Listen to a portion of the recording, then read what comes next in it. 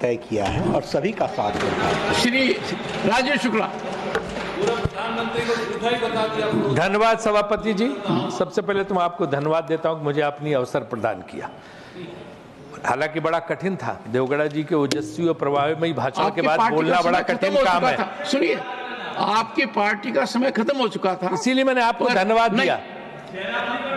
No, प्रतिपक्ष के नेता खड़गे जी का अनुरोध था, इसलिए आपको समय दिया जा रहा है। खड़गे जी का बहुत बहुत धन्यवाद कि उन्होंने अवसर दिलवाया मुझे बोलने।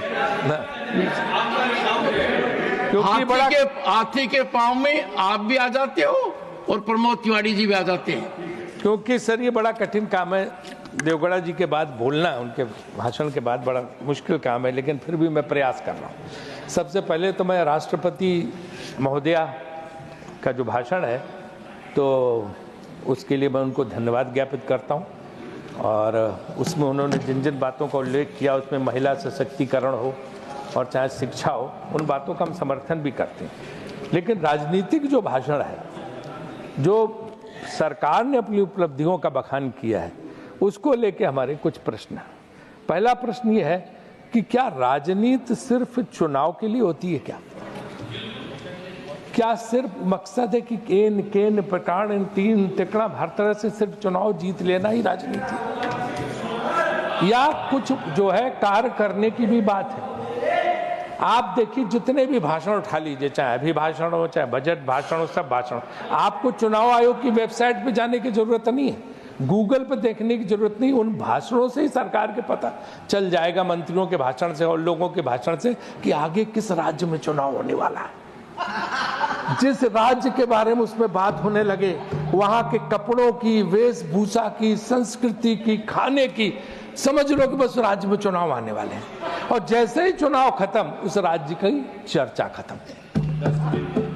फिर उस राज्य का, अब न इस समय मध्य प्रदेश के कोई कपड़ों की, रंग की और उसके त्योहारों की बात हो रही, न छत्तीसगढ़ की, न राजस्थान की, न महाराष्ट्र और हरियाणा की।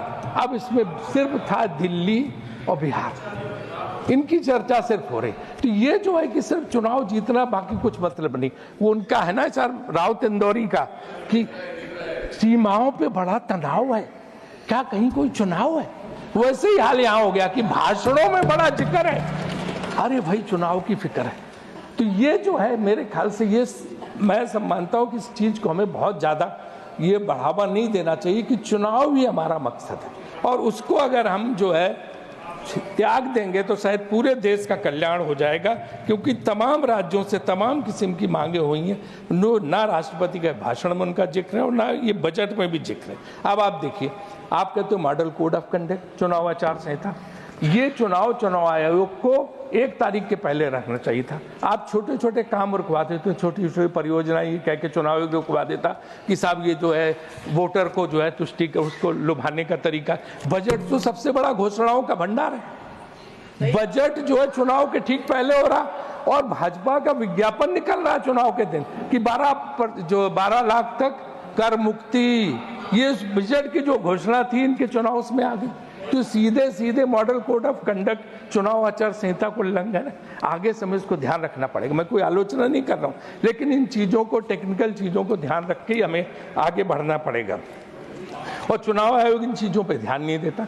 आज देखो, आप कुछ भी मानो, एक चीज तो आप भी नड्डा जी मानोगे कि चुनाव आयोग की छवि बहुत धूमिल होगी। वो कुछ नहीं। आप देखो, सेशन का जमाना, हमारी सरकार के खिलाफ हम ही ने लगाया था, हमारी सरकार के खिलाफ कितने सख्त कदम उठाते थे, और आज उनका नाम, अरे शेखावत जी, आज सुनिए तो, उनका नाम सब लेते हैं। आज किसी मुख्य चुनाव आयुक्त का नाम क्यों नहीं लिया जा रहा? कोई याद कर रहा? क्योंकि वो आंख मूंद के बैठे हो, कुछ देखते नहीं। खुलेआम पैसे का पैकेट बट रहे हैं, कहीं कुछ बट रहा, कहीं कुछ हो रहा, कहीं शिकायतें की जाती हैं, राजनीतिक दल शिकायत करने जाते हैं, सुनी नहीं जाती। तो चुनाव आयोग से मेरा अनुरोध है कि वो भी जो है इस तरफ ध्यान दें, और ये जो है चुनाव आचार संहिता को उल्लंघन, खुलेआम चुनाव की जो व्यवस्था है उनका उल्लंघन, उसको कम से कम दूर किया जाए, और जो है विपक्ष और दूसरे दलों को भी मौका दें, उनकी बात सुने, उनको अपनी छवि का ख्याल रखना चाहिए। इसके बाद बात बेरोजगारी की आती है। हम किस बात का ढिंढोरा पीटते तो कहते तो सचमुच हमें बड़ा वो था कि 60% युवा शक्ति भारत के पास है। भारत सबसे नौजवान देश है, और हम सबसे ज़्यादा जो है आगे अर्थव्यवस्था में काम कर सकते। लेकिन आज हुआ क्या, वही युवा शक्ति आपने गांव में बैठा दी। वो सब बैठे हैं जो कोरोना के बाद गए, कोई लौट के नहीं है।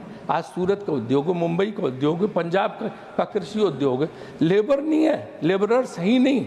और उसकी वजह से मैन्युफैक्चरिंग सेक्टर इतना सफर कर रहा है कि उससे जो है लेबर कास्ट इतनी। देखिए हमें पूरा टाइम मिला, ऐसा नहीं कि फिर हम नहीं बोले। मैं आगे बढ़ राजीव जी, एक मिनट नहीं, आप खत्म करें, नहीं तो मैं आगे बढ़ूंगा प्लीज।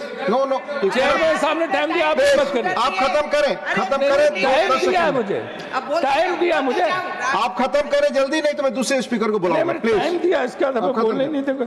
अच्छा चलो हम एक लाख आखिरी सवाल है, आपने बीच में टोक दिया कि भाषण नहीं, आपका समय जो मैंने नहीं, समय मुझे बोला नहीं, समय आपका जो दिया गया है इस यहाँ पे लिखा हुआ है। किसने दिया? आप गलत सूचना मत दीजिए, आप गलत सूचना मत दीजिए, आप खत्म करिए।